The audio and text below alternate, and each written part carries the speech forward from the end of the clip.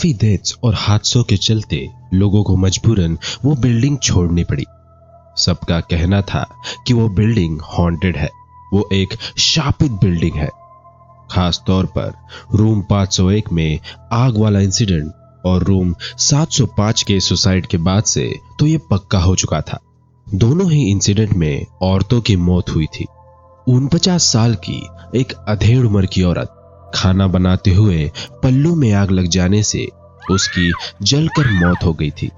दूसरी ओर एक 27 साल की लड़की ने किसी अननोन रीजंस के चलते टेरेस से कूदकर अपनी जान ले ली थी। तब से वो बिल्डिंग खाली पड़ी है। लोगों का कहना है कि जो कोई भी उस बिल्डिंग में जाता है उन्हें एक जली हुई औरत दिखाई देती है। पास की ही बिल्डिंग वालों का कहना है कि उन्हें एक लड़की टेरेस के पैराफिट पर रात को चलती हुई नजर आती है। बिल्डिंग के ओनर ने सिक्योरिटी एजेंसी से बात करके वहां वॉचमैन भी लगाया ताकि कोई बाहर का उस बिल्डिंग में ना जा सके, पर कोई भी वॉचमैन 2-3 दिनों से ज्यादा वहां नहीं टिका। उनका कहना था कि रात को उन्हें औरतों की चीखें सुनाई देती थी। मुझे और मेरे फ्रेंड को ये भूत प्रेतों वाली बातें काफी पसंद है। एक रात सुशील मेरे घर पर नाइट ओवर के लिए आया था। कुछ 2-3 बियर पीने के बाद हम अपने अपने कुछ भूतों के इंसिडेंट्स शेयर कर रहे थे। हम दोनों को पता था कि हमारी कहानियां सच नहीं है। हमने बातों बातों में डिसाइड किया कि हम वो हॉन्टेड बिल्डिंग में जाएंगे। हमने एक दूसरे से शर्त लगाई कि देखते हैं हम में से कौन ज्यादा ब्रेव है। जैसे ही हम उस बिल्डिंग के गेट के सामने पहुंचे, उसे देखकर ही पता चल रहा था कि उसे क्यों हॉन्टेड कहा जाता है। बस उस बिल्डिंग को देखने से ही हमारे माइंड में घर वापस जाने के थॉट्स आने लगे। वो बिल्डिंग काफी पुरानी थी। उसमें 2 विंग्स थे जो आसपास में कनेक्टेड थे और हर एक फ्लोर पे काला अंधेरा था। कुछ अपार्टमेंट्स की खिड़कियां खुली थी। मैंने टाइम चेक किया तो रात के 1:30 बज रहे थे। उस बिल्डिंग को देख के ही हम लोग इतना डर चुके थे कि हमें डिल्यूजन्स होने लगे कि कोई हमें विंडोज से देख रहा है। मैं काफी डर चुका था और उस शर्त को पीछे छोड़ वापस घर जाना चाहता था। मैं सोच ही रहा था कि तभी काफी तेज बारिश शुरू हो गई और हम बारिश से बचने के लिए उस बिल्डिंग में चले गए। मैंने सुशील की ओर देखा और सोचा, मैं इसके सामने डरपोक नहीं लगना चाहता हूं। चलो अब बिल्डिंग के अंदर आ ही गए हैं तो देखते हैं क्या होता है। हमने सिगरेट्स जलाई और बारिश की ओर देखते हुए सिगरेट पीने लगे। लास्ट पफ लेने के बाद सुशील ने कॉन्फिडेंटली कहा, लेट्स गो। मैंने उसकी ओर डर की नजरों से देखा। वो हंसते हुए आगे बढ़ा और बिल्डिंग के अंदर जाने लगा। हम फर्स्ट फ्लोर पे पहुंचे। हम कॉमन पैसेज में खड़े थे। हमारे लेफ्ट में 2 दरवाजे थे और राइट में 2 दरवाजे और सामने सीढ़ियां ऊपर और नीचे की ओर जा रही थी। बिना कुछ सोचे हम एक एक करके सारे फ्लोर्स चेक करने लगे। हम कमरे चेक करने लगे कि कहीं कुछ मिल जाए जो हमारे काम की हो या कोई एक्सपेंसिव चीज। पर सारे घरों में बस अंधेरा था और अपार्टमेंट्स पूरी तरह से खाली थे। फिर भी सुशील एक एक करके सारे घर चेक करता गया, पर उसे कुछ नहीं मिला और ना ही कोई डरावनी एक्टिविटीज महसूस हुई। पर जब हम 5th फ्लोर पे पहुंचे, सुशील ने रूम नंबर 501 का दरवाजा खोला।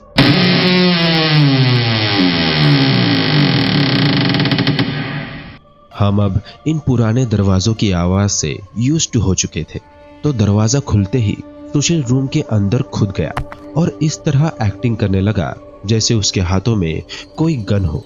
मैं उसकी बॉडी लैंग्वेज देखकर बता सकता था कि वो डरा हुआ है और इसीलिए स्टूपिड एक्टिंग करके खुद को तसल्ली दे रहा है। वो किसी डिटेक्टिव की तरह रूम में घूमते हुए बोल रहा था, ओ जली हुई औरत का भूत, बाहर आ जा, कहाँ छुपी हुई है। मैं उसकी बकवास सुनते ही गुस्सा हो गया और उसे डांटते हुए कहा, तू पागल तो नहीं है? वो भूत हो या ना हो, एक औरत थी। ये कोई तरीका नहीं है किसी को इंसल्ट करने का। मैंने जैसे ही अपना सेंटेंस कंप्लीट किया, हमने एक आवाज सुनी। जैसे कुछ जमीन पे रोल कर रहा हो। हमारे दिल की धड़कन मानो थम सी गई। ये कैसी आवाज थी? मैंने पूछा। शिट, सुशील ने धीमी आवाज में कहा। शायद कोई चूहा हो, मैंने कहा। सुशील जिस डायरेक्शन से आवाज आई थी उस डायरेक्शन में टॉर्च की रोशनी में देखने लगा, पर वहां कुछ नहीं था और पूरे कमरे में एक सन्नाटा सा हो गया था। भाई सुशील यार, चल यहां से, मैंने कांपती हुई आवाज में कहा।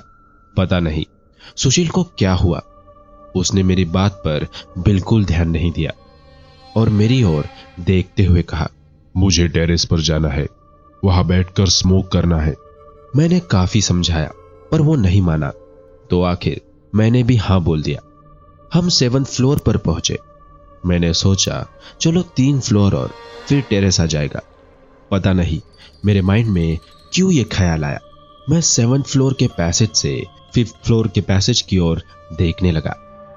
जो मैंने देखा वो देख मेरे शरीर में एक करंट सा दौड़ने लगा। मैंने देखा एक येलो लाइट जैसे कुछ जल रहा हो, उसकी रोशनी 5th फ्लोर से निकल रही थी। मैंने चिल्लाते हुए सुशील को नीचे देखने कहा, पर वहां पूरी तरह अंधेरा था। मुझे कुछ समझ नहीं आ रहा था। मैंने खुद को तसल्ली दी कि शायद ये मेरा वहम होगा। हम भागते हुए टेरेस पर पहुंच गए। ऊपर थोड़ा कम डर लग रहा था, खुला आसमान और आसपास की बिल्डिंग्स की रोशनी। सुशील ने सिगरेट निकाली और मुझे देते हुए कहा, ये ले फट्टू। मैंने वो सिगरेट ली और अपने लिप्स पर रखी। सुशील ने अपनी सिगरेट जलाई और फिर मेरी। हम टेरेस के लेच की ओर गए और उस पर चढ़ के बैठ गए। क्योंकि बारिश के कारण टेरेस की जमीन गीली हो चुकी थी तो हम नीचे नहीं बैठ सकते थे। मैं दूसरी ओर फेस करके सिगरेट पी रहा था, पर मैं काफी खुश था कि मेरे बहादुरी की लिस्ट में एक और चीज ऐड हो गई।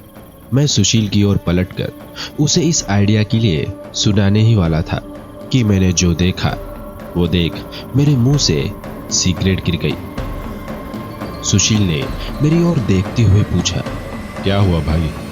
मैं बर्फ की तरह जम सा गया था जब मैंने देखा कि सुशील के पीछे लेच पर एक लड़की खड़ी हमारी ओर देख रही है।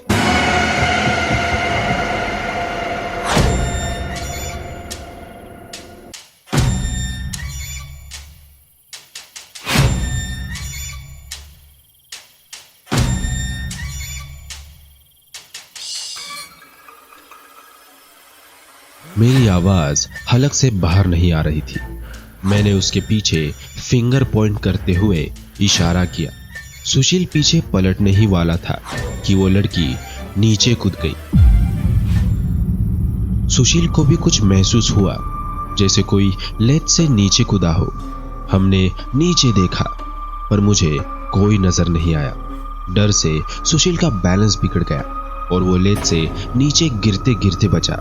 हम दोनों सीढ़ियों की ओर भागने लगे और नीचे उतरने लगे।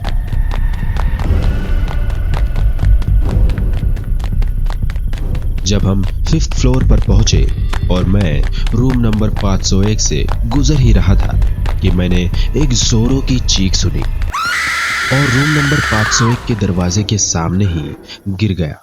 जैसे ही मैं नीचे गिरा, मैंने देखा रूम में एक तेज रोशनी आने लगी। सुशील भागता हुआ मेरे पास आया और मुझे उठाया। हम दोनों वही पत्थर से जम गए। जब हमने देखा कि एक औरत आग की लपटों में किचन से लिविंग रूम की ओर भागते हुए आई, वो जोर जोर से दर्द में चीख रही थी। कुछ देर बाद वो रुक गई और एक झटके से हमारी ओर देखा और अचानक हमारी ओर आने लगी।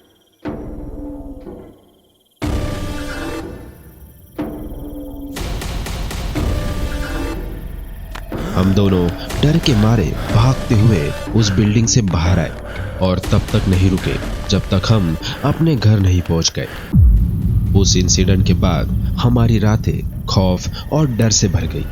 हम दोनों रात को औरतों की चीखें सुनकर उठ जाते हैं। हम एक दूसरे को अपने इंसिडेंट्स बताते हैं जो किसी और के लिए बस एक मनगढ़ंत कहानी होती है। और उस रात मैंने एक जलती हुई औरत को दर्द में चीखते चिल्लाते हुए देखा, और मेरे फ्रेंड ने जब लेच से नीचे देखा तो उसे एक लड़की गिरती हुई उसकी ओर देखते हुए मुस्कुरा रही थी।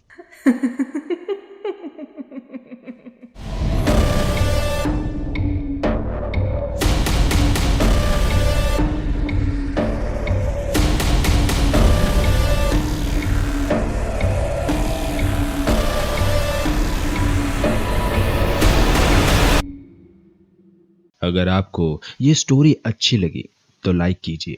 अगर आप चैनल पे नए हैं तो अभी सब्सक्राइब करके बेल आइकन प्रेस कीजिए, सो दैट आप हमारी वीकली स्टोरीज मिस ना करें।